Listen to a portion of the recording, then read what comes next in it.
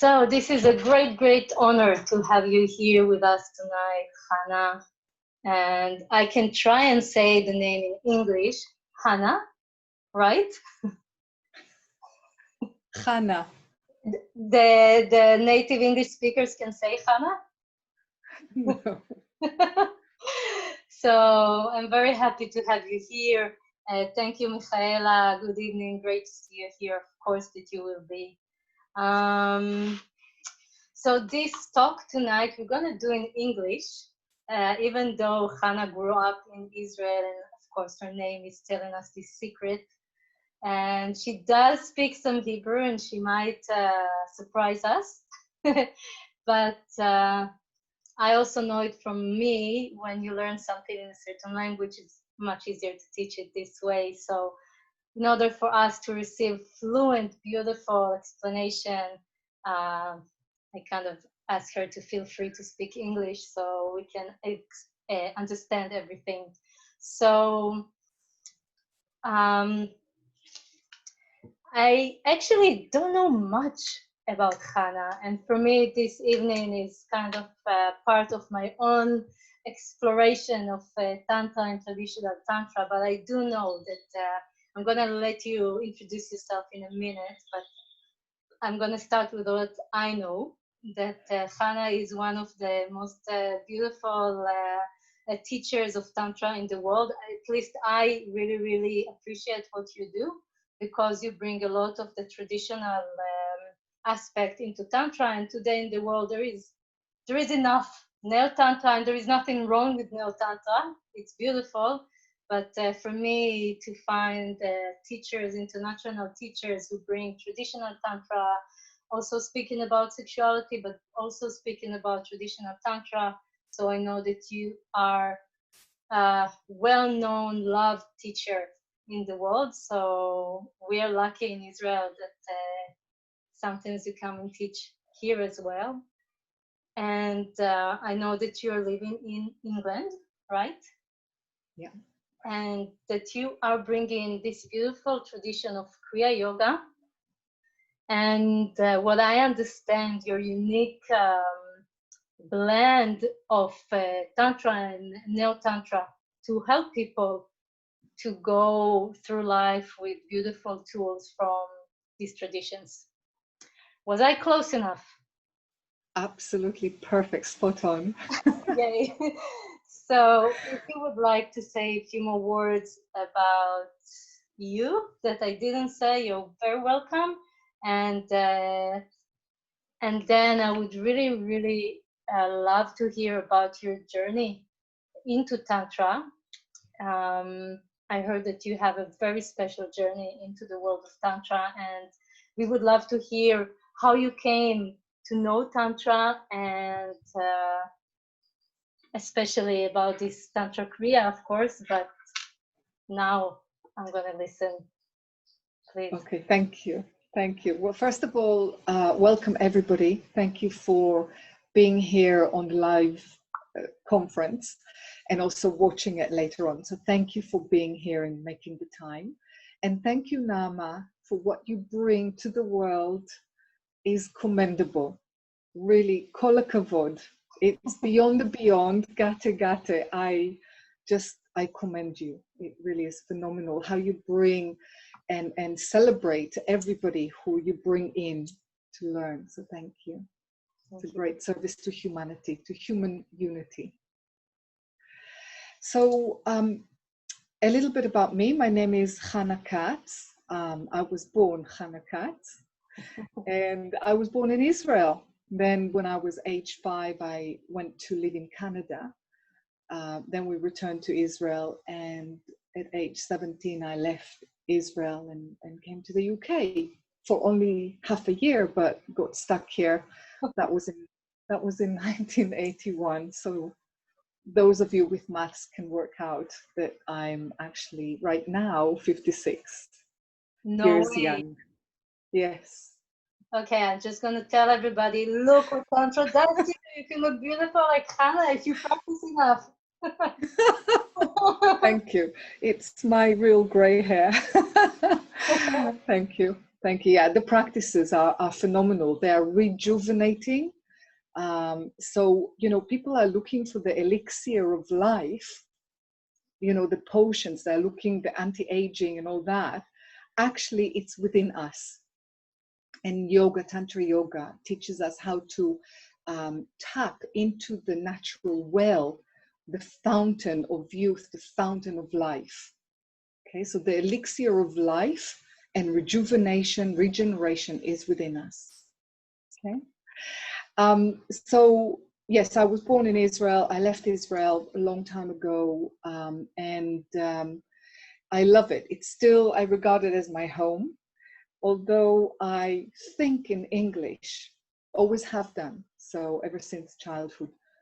Now, my journey actually started probably in previous lifetimes, but in this lifetime, we're going to talk about it. I was born with the perfect mark on my forehead. So I was branded at birth. On my books, I share that picture. And I was branded the Indian of the family at birth. And to my father's delight, he was searching into Buddhism, and karma helped him come to terms with the Holocaust experience that he's been through. So he was a teenager shipped to Auschwitz, and he survived that. Most of his family perished there. And so for him, after the Second World War, he was actually born a Kabbalist Jew in a place called Satmar in Hungary at the time. And it's in Transylvania, and now it belongs to Romania. And so he was a Hasidic Kabbalist Mukubal and from birth. And then he, after he was liberated from Auschwitz, he actually searched for karma, and in order to get a resolution without going into the hatred of humankind. So going to Israel or to Palestine was the only way for him. I was brought into the world and really for the purpose of healing the family. That was the expectation my sister had. My parents both survived the Holocaust. And of course, when I grew up as a little child, the first books that I looked through were my father's books about Varanasi, or it wasn't Varanasi at the time, but the burning ghats of burning the corpses. That was the pictures that I grew up with, and Kali and all these icons. That's the first pictures that I recall. Of course, I had other recollections of memories that are very strange to the ordinary child.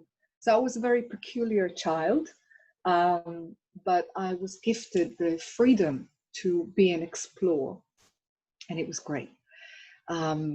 I started being initiated at age into the practices properly at age 12 and a half. That was the day that I was initiated into it.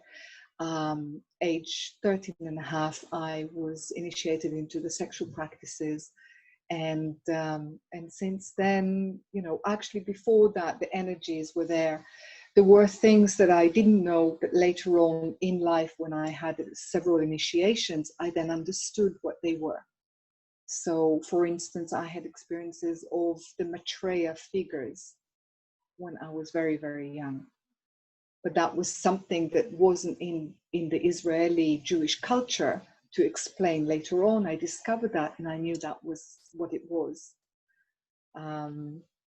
So yeah, so my journey has been, I've been very privileged. Wow. So actually, what was your first initiation? My first initiation was actually into what is called nowadays levitation. Wow. That was, Just like that. Just like that. Yes, it did freak my mother and my sister. My sister is older than me by 11 years, and my mother and my sister could not understand. They could not explain what at a very young age, even before I could walk, they would put me somewhere, leave the room, come back, and they would find me 5 meters away. You know, I just have memories of being carried by this Maitreya figure. So that was a bit of a woo-woo. Just wait a minute, maybe I missed something. That was like as a baby? Yes. Okay, Yeah. so as a baby, the energies already were carrying you. That's right. Yeah. That's beautiful. And yeah, it is incredible. Many experiences. Some of them freaked my mother out even more when I was a young child, and I could see at a wedding, I could see the death of the person who was getting married. Wow. And I shared that with my mother, and she could not cope with it. And then half a year later, it happened. So that was difficult to live with. Things like that were challenging. Wow. Yeah, it's just the visions, when they come, I have no control over them. Yeah. So Yeah. these initiations were like astral initiations, right? Sorry, they were what? This because I heard about the first initiation, and then you said that you had your first sexual initiation at the age of 13, right? Yes. Understand, right? And this, Yeah, sorry. that was a physical initiation. And that was, okay, so 13 was a physical initiation, and as a baby, an astral initiation. Yeah. And at 13, it was already part of a lineage, of teaching. Yeah. So Okay. Babaji Nagaraj, whom is actually the picture above, was in my life throughout. That Christ-like Indian guru. So that was, I think at age 2.5, I used to have, my favorite game was to pretend to be Buddha. And my sister always used to, when she wanted to snog her boyfriend, she used to send me, like, go and play Buddha. And I would be very happy just playing, pretending. You know, it was great. Like Oh, a little gremlin sitting in meditation. wow. I Yeah. just want to explain something to the audience. You know, for me and you, it's really, really obvious. Astral guru, initiation, non-astral initiation. Maybe some people don't really understand what we're talking about. So I'm just going to say a few words. And if you want to comment, please do so as well.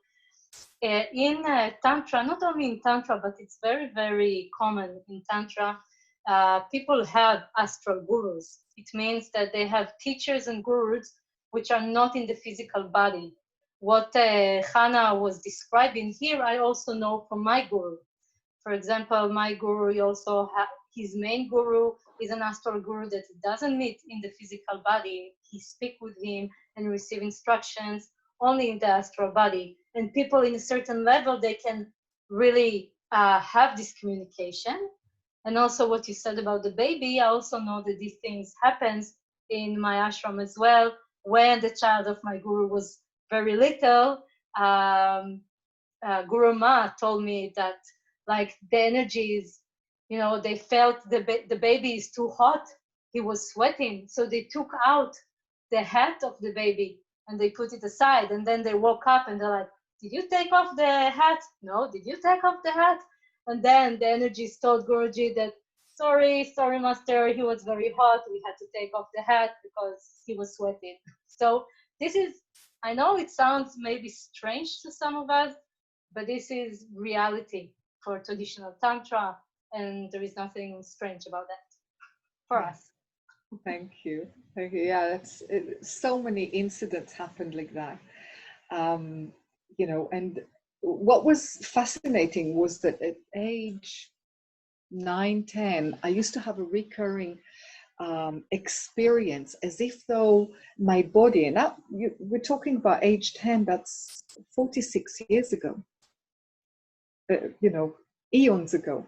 I used to have a sensation, like a lucid dreaming, being very aware, as if though my body, my skin was a diving suit, and just unzipping it and then just kind of floating away, or being a beam of light that dissipates. And then later on, 40 something years later, I discovered that what it is, it's one of the basic Kabbalistic teachings, you know.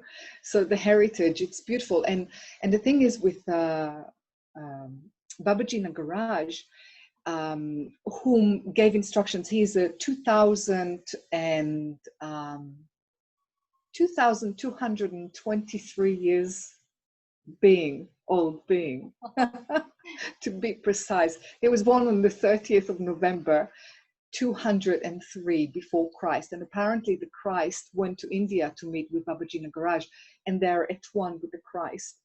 So what was interesting is that the Babaji energy has always been guiding me. And the teachings that I had, that later on, 30 years later or 25 years on later, I was officially initiated by them, through the lineage. So I was at one. And the thing is, I was with Rudra. I was being initiated with Rudra from America. Here in London, there were about 200 people in the hall. And we were sitting in meditation. That was into the white Kriya Yoga. So the white Kriya Yoga is the ascetic practices. And I was sitting in meditation. I loved it. I mean, like sometimes we would sit with our arms like that for an hour, just with one mantra, Wow. and then we would do something else with the hands for another hour. It would be like 8 hours like that. So it's very much the white Kriya Yoga is the path of endurance. And Rudra was initiating us into the white Kriya Yoga practices. And then I was sitting in meditation, and at the end, I just had a sense that Babaji, of course, I've been working with Babaji before, but Babaji came and just sat in me as if though my body was that skin, that diving suit. And I was unable to move. It felt so profound. I was unable to move. And later, when everybody left, Rudraji came to me, and he said, I saw Babaji walk into you. Wow. And that was a huge confirmation, So there's a lot of things. Whenever I would stray off the path, I would get through the physical body, things. If, for instance, I had to give a message to some people about something, and I decided I'm not going to because they may not like me, but then I would have, as if though it's a stabbing in the pancreas or in the spleen, so that I'd have to do that. I'd have to follow the path of truth. And Tantra Kriya Yoga is the path of commitment. It's the commitment to the path, commitment to yourself, commitment to the truth, the universal truth, for the benefit of all. The Kriya means action, or in fact, it means complete action, the completion through action. It also means breaking through blockages.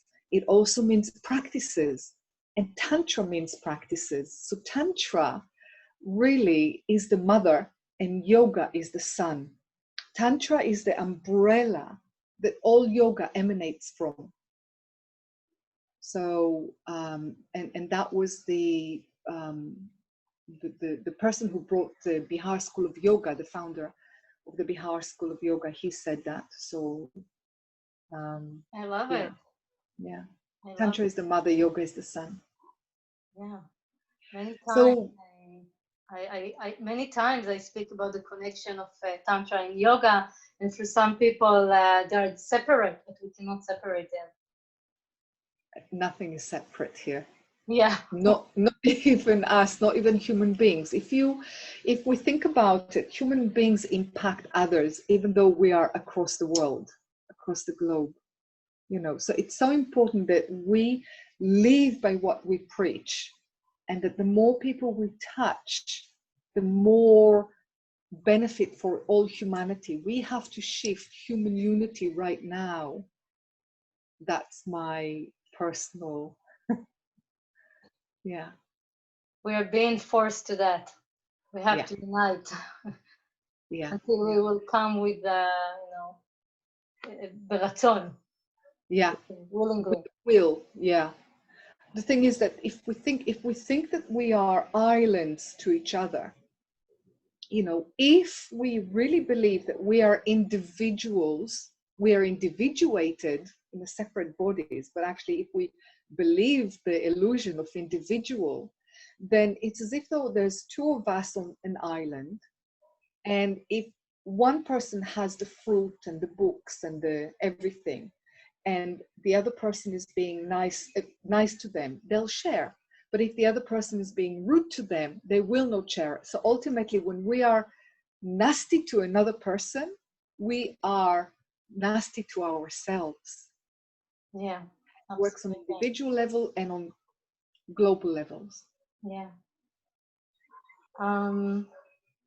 Would you like to tell us more about the Tantra Kriya Yoga? I start writing questions, but this question is for later. I would love to hear more about this path that you are actually teaching and practicing. And also, Babaji Nagaraj, is he still alive? He's still teaching? He's still teaching. He is an ascended master. So he is a 2,223 years young master.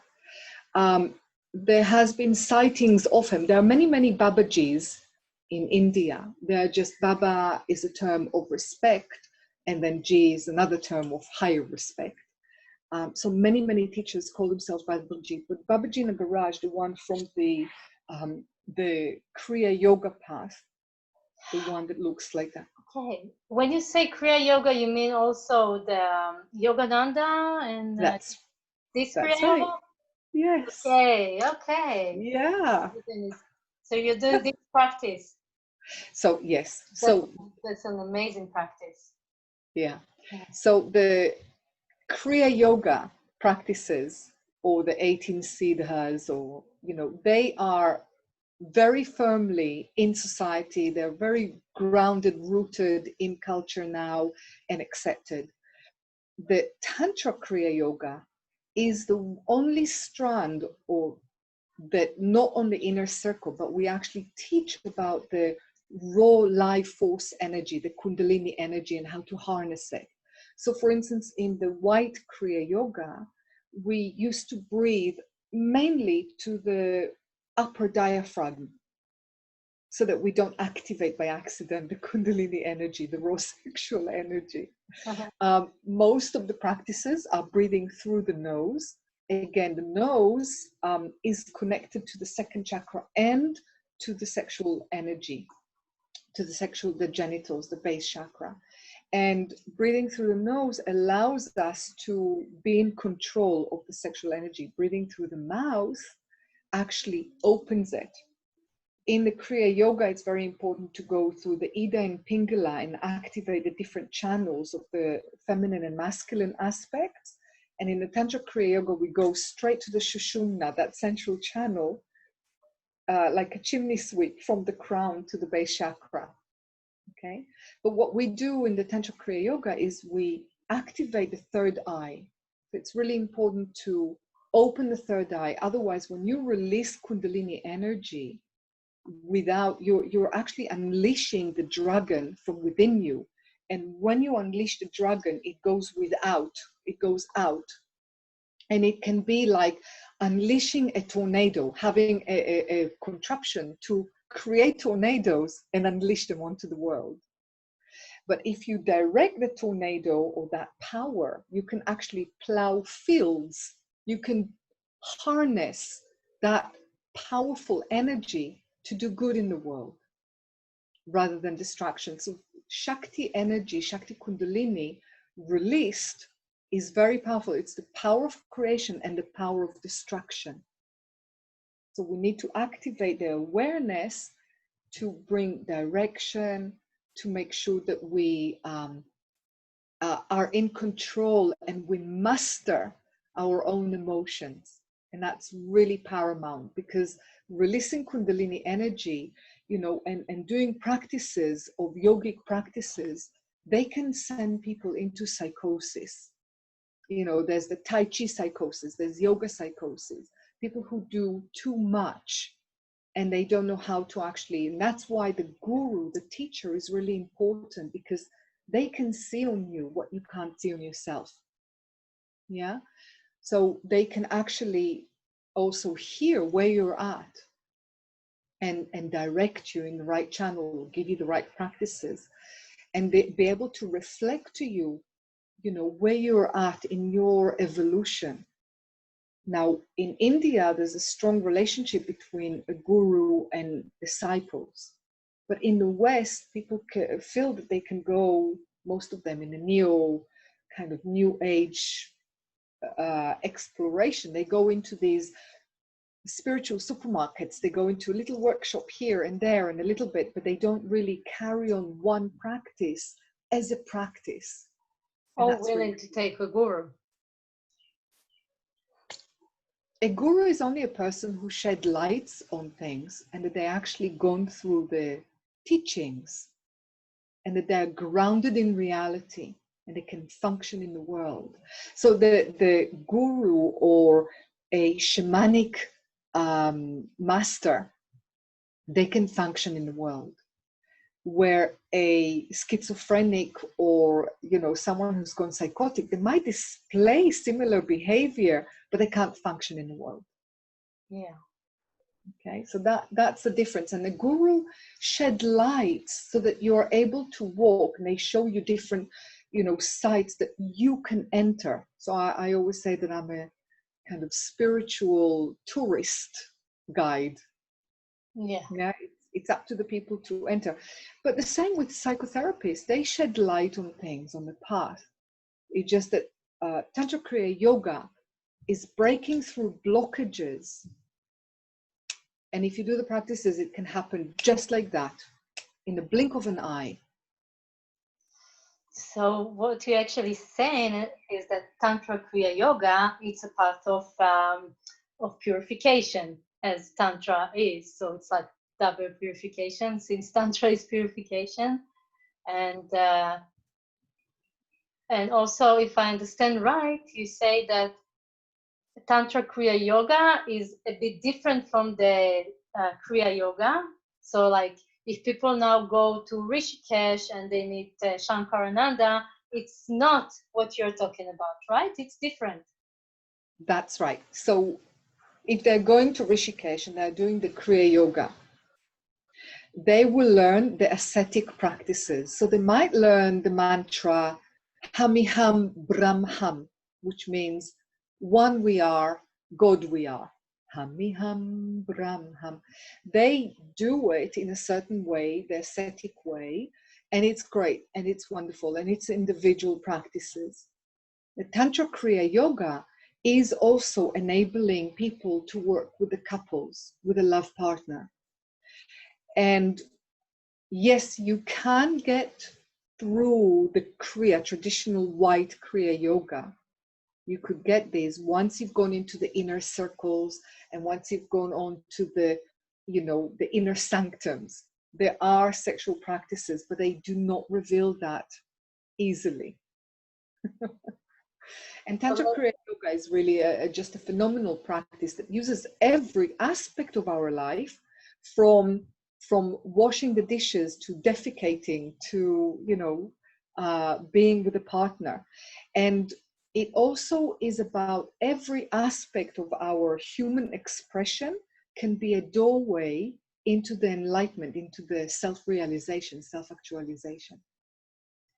So actually, the practices of Tantra Kriya Yoga will be both yogic practices, breathing exercises, meditations, alone and in couples, right? It's like there will be a personal purification and then couple purification.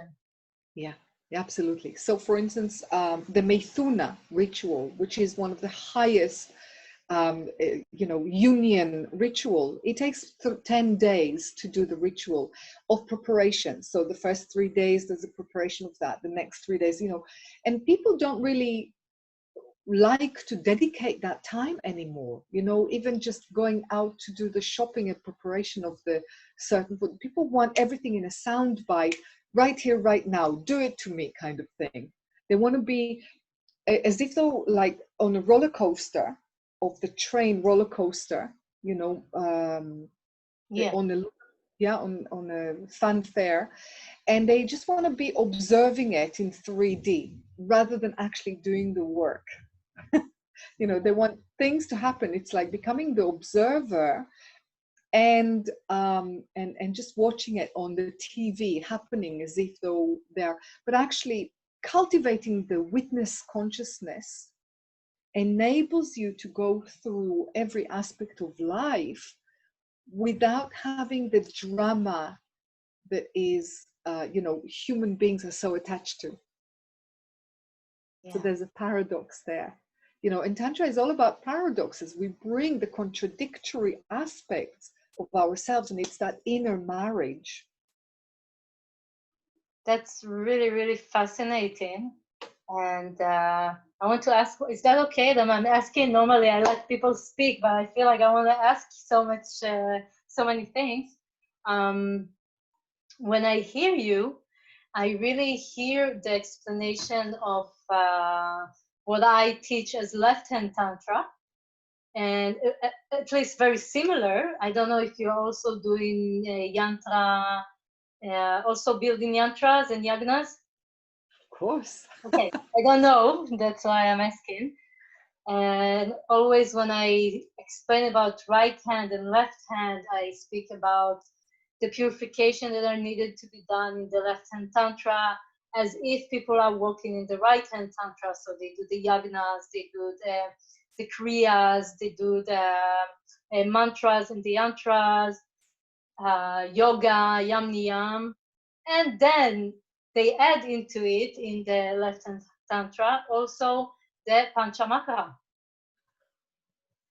The thing is that the way I learned about it, and I'm really, really curious to hear about this lineage, because it sounds also more nagish. How do I say nagish in English?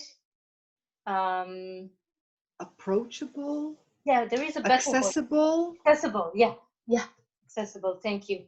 It sounds much more accessible, this left-hand Tantra, from what I know, because my guru is telling that if you want to learn left-hand Tantra, people need to, like, there is a guru, and you have to come to the guru when you are still, no? Say it in I'll Hebrew. find the word. Before you ever had sex, yeah? So you're still virgin. Yeah. So you come to the guru, still virgin, a couple that both of them are virgins. They have to go through the entire process, and only then they can go into the sexual practices. And each time the guru can accept only one couple, which makes it very, very inaccessible, of course. And also Guruji, my Guruji says that there are only few masters left like that. And then I hear your explanation and say, wow, maybe there is also a lineage here that is more accessible. And I would love to hear more about this lineage and how people can reach these practices. And if what I explained now sounds similar to what actually is in this lineage. Yeah. Yeah. So yes, what you said is correct. And yes, we do use yantras are really important. You know, creating the yantras, whether it's the Sri Yantra or more basic, is really, really important. But ultimately, our body or the body of the beloved is the ultimate yantra. So when we're meditating on, say, the Sri Yantra, the many triangles, the 9 triangles, and there's a dot in the middle, that dot is what they actually put on the third eye. And if you can imagine, there's in the Paratam sound healing that I teach, there's triangles that we make, and in the center. So we actually use the whole body as the Sri Yantra, okay? And you meditate upon it. So it's an object, it's sacred geometry that you meditate upon, but also ultimately we need to meditate upon our image or the image of the beloved. So yes, yantras are important. okay, and creating the fire, the Agnihotra, and you know, all these are really, really important. The rituals are really important. There is no tantra without ritual. There is no tantra without puja. There is no tantra without mantra. There is no tantra without yantra. So you know, if you take any one of those out, it's neo tantra, and that's okay. That's accessible. That's what in the West is great. And you know, the Osho lineage teaches the neo tantra, which is great. The mantras are really, really important. And you know, I've been using mantras ever since I was a child. Ever since I was able to vocalize, mantras were really, really important. Sometimes I would channel mantras, but really the mantra, ultimate mantra, is your own name. You on some level, you chose that name as a soul. If you believe in souls, you chose that name, and the name has a meaning or has a reverberation. It has a quality of resonance that impacts. So for me, whatever my name, I hated my name as a child. I used to, you know, French it. You know, my mother was French, and I just used to call myself Anna because I hated the name Hanna. Now I love it. I get the importance of what it means. You know, Hanna, his park just there, he could see everything. And you know, it also means grace. So there's it's the duty of what it is mine to give, to gift. Okay, so that is ultimately the mantra, is our name. Also, there's global mantras. For instance, the sound that our blood makes in the body when you do the yoni mudra. For instance, when you put your thumbs in the ears, and you know, and you do the yoni mudra like that. These are practices, yogic practices. You will hear then, it will activate the Godheads within you, within your skull, in the cave of Brahma, which is within us, but also it will allow you to hear life, the sound of life washing through you. And that is the Soham, the Hamso, Soham Hamso, or the Hamsa, as you say in Hebrew. And the Hamsa is in Hebrew, in Arabic, and also in Sanskrit. The Soham, it means graceful swan. Okay, it means I am that I am. So the practices, and I love it, how Hebrew and Sanskrit, they're both sacred languages, and how they connect and resonate. You know, for instance, a righteous woman or initiator woman in Tantra, in Sanskrit, is called Sadhika. Wow. This is beautiful. I never thought about this. Yeah, yeah. Sadak, you know, Sadiq, Sadaka. yeah, Wow. yeah, Love this. yeah. The demand for teachings, when people go to the guru and they call it a darshan. You know, the ceremony of marriage ceremony is called in Sanskrit hahatuna. Wow. It's just phenomenal. I was teaching my sister a mantra in Sanskrit for changing karma that goes like this from my lineage. It goes Tirani Lakantam. Tyranny, la, kan, tam. Oh. Wow. But I've been chanting it for years and years and years, and it took, my sister just got it straight away. You know, I just have so many moments, and Om Ahadi Om, Om Ahadi Om. It's the Ahadi, it means one, Ahadi, Echad, Wahad. It's amazing. It really is amazing. You know, Anyway. I've never done these connections, and I think that these connections are amazing. And it brings me up to another point I wanted to ask you to speak about. And also, it's a good time to tell everybody, if you have questions, please write them so we can bring them up soon. You mentioned a few times about the Hebrew language, about Kabbalah. My guru always say that Tantra, we can find Tantra in different traditions. We have Jewish Tantra, we have Muslim Tantra, and actually I'm doing some practice now that I call it Jewish Tantra. Also with mantras and special way to use the mantras and visualization. So I really feel like it's a Tantra. And I wonder, like, how do you see this combination of Tantra and Judaism, especially from the point of view that so many people feel that Tantra is kind of avodah zarah. And I want to say this in English for the English speaker. How do you say avodah zarah in English? Worship. Yeah? Yeah, it's worshipping other gods and deities. Okay, so idol worshipping. This is the hard word, I know. So many people look at it as idol worshipping. I know it's not, you know it's not. I wonder, how do you feel and how do you combine this? Because I hear you speaking, you're also very connected to the Jewish tradition. Yeah. And you have this, you know, how to unite things. I know how I deal with it, but I really, really would love to hear you as well. Great, great. Okay, so thank you. That is excellent. So very, very quickly, I'll say that Babaji Nagaraj asked I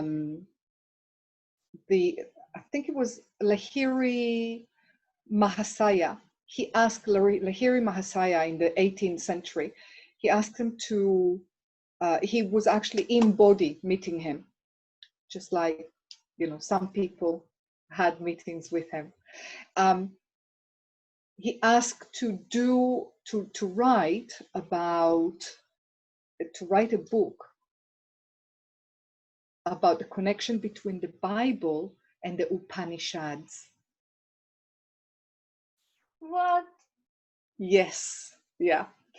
And so, you know, the Vedas, the spiritual teachings and the Bible, there is a connection. And actually, it gives me goosebumps. Babaji Nagaraj requested from the disciple of Lahiri, requested to write the book about the connection between the Upanishads and the Bible. It's number one. Then we've got book. Pardon? Where can people find this book? Google it. I'm sure you can find anything on Amazon nowadays or eBay. I found lots of books in Indian stores when I visited India, but yeah. So back to the Kabbalah. Tantra predates all religions. It's about the study of human being or the divine design. So ontology is a study of human beings, human behavior and human beings. But the truth is that we are of spiritual aspiration and we're also human animal. We're human animal and we're human divine. And that meeting place is within us. The Kabbalah is the Jewish Tantra. Sufism predates Islam. They had to join the Islam in order to survive the massacres. Okay, the Tantra that is prevalent in the world at the moment is the yoga. That's accepted because the British that went to India and they brought back the yogas to the West. It was imperialistic Britain.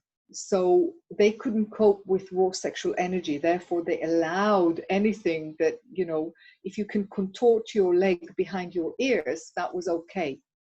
but anything to do with sexual energy was not okay.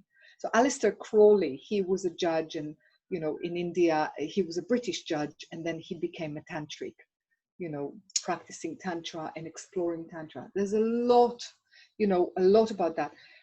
In the West, in the Western world, in Europe, alchemy is the European tantra.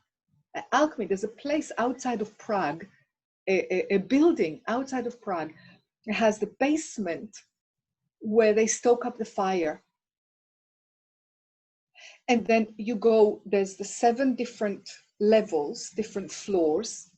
And of course, there's skulls there and everything. They used to do all the exploration.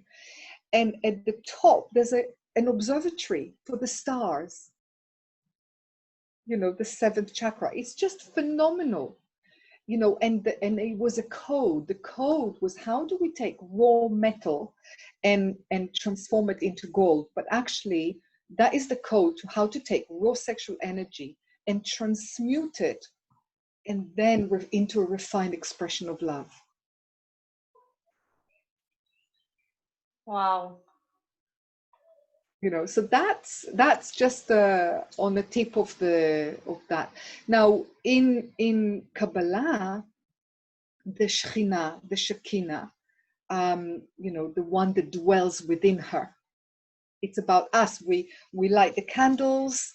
We bring in the divine into us. We cover our eyes, and then we look. The Shekhinah looks through the eyes of us. We're nothing but a masicha. We're nothing but a stage name for the divine. We are just a face mask. Okay, so we're looking. The divine needs us to experience itself, because the one cannot experience itself. So it needs the illusion of the duality in order to return back into the knowledge that, we are one, always have been, always will be. And so that brings me back into worshiping idol gods, okay, that nonsensical thing. I actually posed that to a rabbanit, to a woman, a righteous woman, to a rabbanit.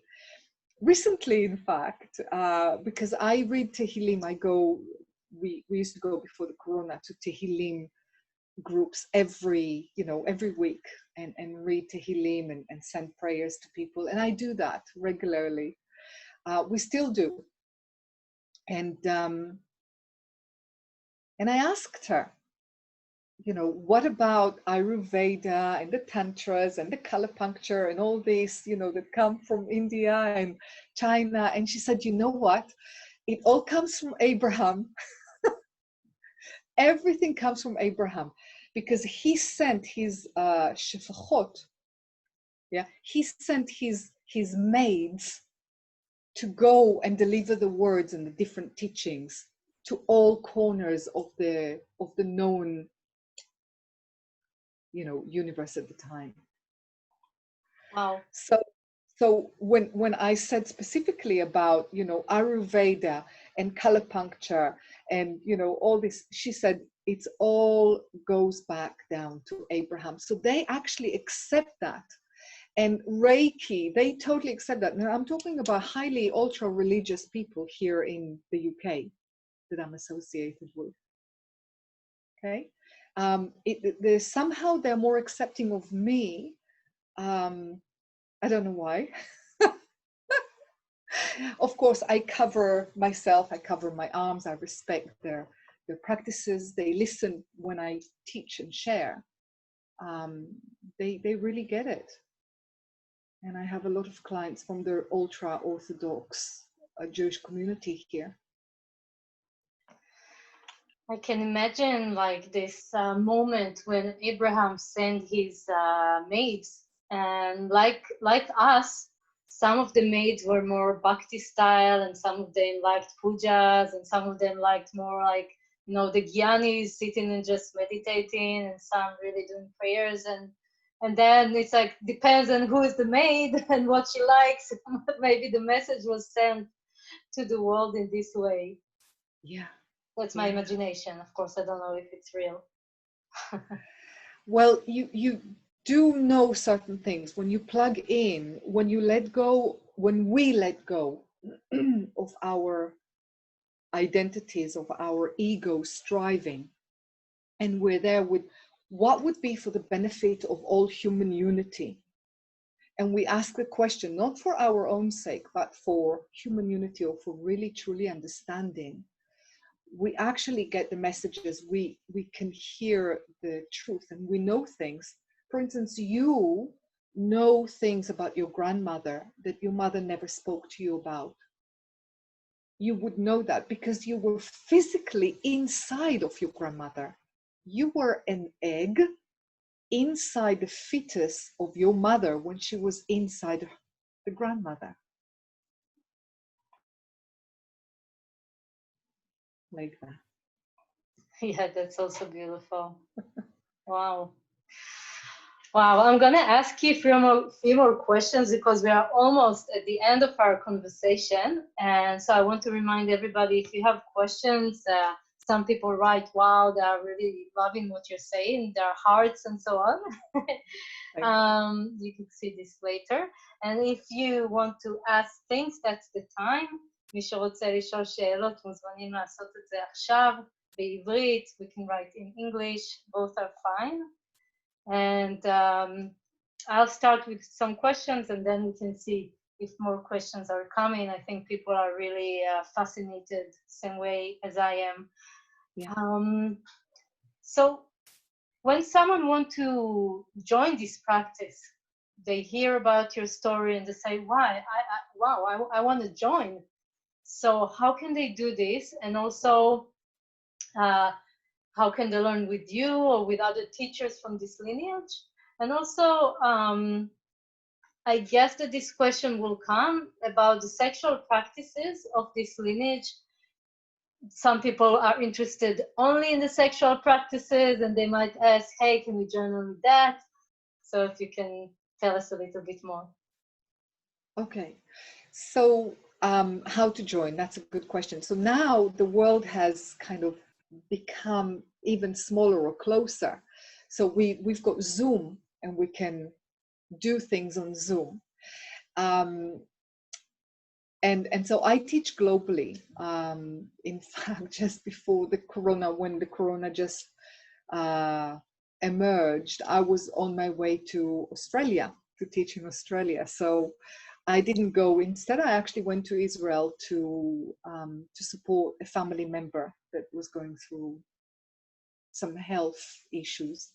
And so I do come to Israel. I did come to Israel. There are teachers in Israel like Or and Gal and Rui Ratzon that they teach my teachings as well. Ben and Efrat, they learned as well, so they know some of the practices. They teach that as well.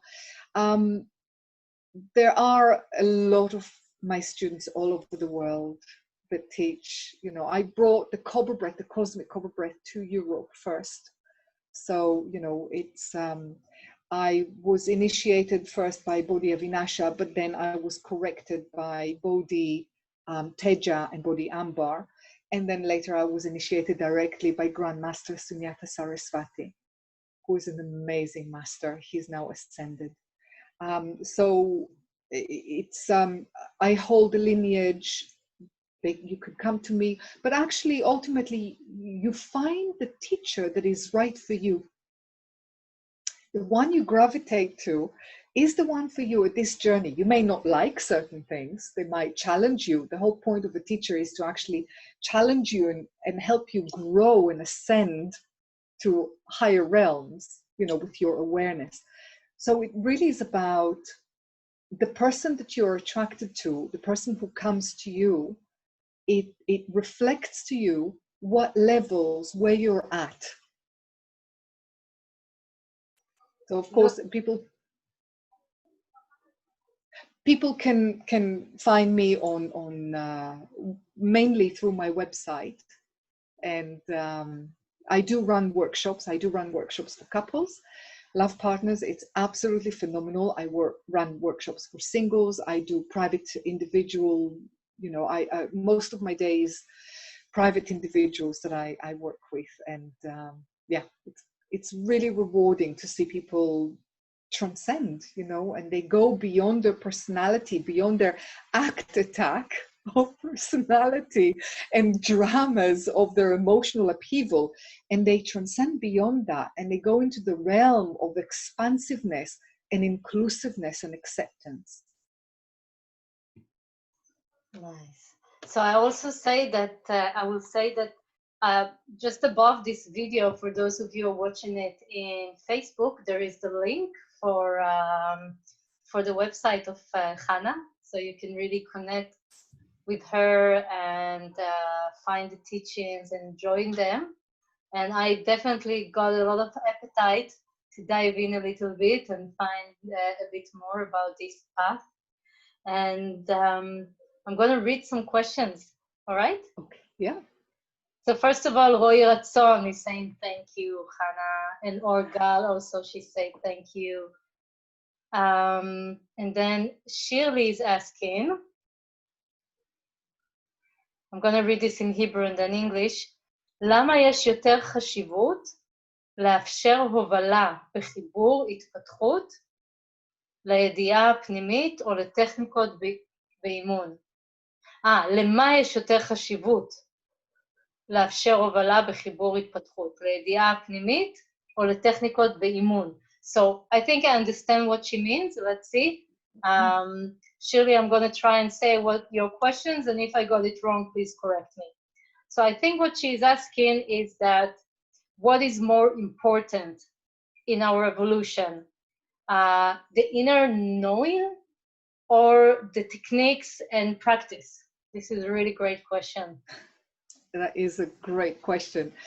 It really is depending on your emphasis. If it was myself, I would say the self-awareness, knowing thyself. That's really important. But the techniques will not guarantee that. The techniques are just there to keep the mind from its normal chatter. You can sit in meditation for years and years and not have any inclination about exploring yourself or getting further.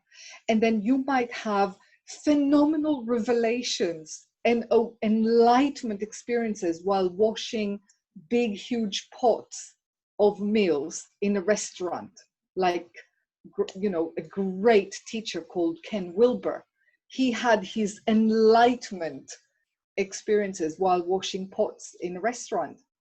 So I would say, for me, the emphasis would be about self-knowledge, self-exploration, know thyself, and self-evolution. Because once you evolve yourself, everyone around you will evolve as well. That's beautiful. I would like also to add, in the previous Guru Purnima, we just had Guru Purnima just I think a week or two ago, which is the day of the Guru. And I wrote a post about 3 different gurus that my guru is speaking about, and which connects with this question. There is the outer guru, the ones who give initiations, the one who really kind of like put you in the path and help you not to go astray. There is the gurus that you meet in daily life, like the shopkeeper, your friends, your mother, your daughters, people who teach you different things. And there is the inner guru. And it's like all the outer gurus are finally bringing us into the inner guru. So yeah. Let me add something. So there's a great practice. If you take your finger and you take some saliva, and you put it on your third eye and stroke it up. In the Hindu tradition or the aesthetic traditions, it's forbidden to do that, to put saliva on the third eye and above. And in Tantra Kriya Yoga, we break through blockages and we challenge our personal taboos, how we got them and why we got them. And And doing that, the saliva has electromagnetic kind of resonance, vibration, and it activates. So here, the third eye, when you activate your third eye and you become aware of it with the cobra breath and other practices, it will sink down and it will open up in the middle of your forehead, your fourth eye, and that inner guru. That is the point of that inner knowing. Okay, and down below the heart chakra traditionally in, you know, you could see the Kabbalah has got 10 Sefirot, and from Keter to Malchut, and it goes, the Zimzumim, the energy goes through and out on planet Earth through the base chakra Malchut. But in the heart is the center chakra. So traditionally in Hindu, you've got the traditional 7 chakras from the crown to the base chakra. There are 122 other chakras, and there's many, many more. But the heart chakra is the center. But just below there, there's the harit. And the harit is the secret chakra. In fact, the heart, the word heart, comes from the harit. A lot of words in English are from the Hindu language. You know, it's fascinating, absolutely fascinating. So the harit, and it's often depicted of an empty seat under the Bodhi tree, where the enlightenment, awakened ones, the Bodhi tree. And when you see the guru sitting in there, you know the guru is in. So you activate your own inner guru. I really love these poetic explanations. Wow. So I see there are no more questions for now. Only Karen is saying, great teachings, love this collaboration of two dedicated, loving women. Thank you for the inspiration. Thank you, Karen. Karen, she's in my TTC. She's Thank you. Wonderful Sadak herself. So we're gonna finish this amazing talk. I'm really, really happy, and I have enjoyed every moment of this talk. Now I'm left with many more questions and a lot of sakranut, curiosity. Yeah. So do post, you know, things. I haven't been visiting Facebook for a while. I should really venture out there again, but yeah, do post and send me, and I'll post something. Well, I want to share with you something very simple. There's 2 things that are really important, as well as we spoke about mantras. Mantras are really important, and your name is the ultimate mantra. But if you think about Om Ahadi Om, which means I am at one with all that is. Om Ahadi Om, I'm at one with all that is. Or Hamiham Brahmham, one we are, God we are. Okay, that's really important. So do a mantra. Today is especially auspicious day.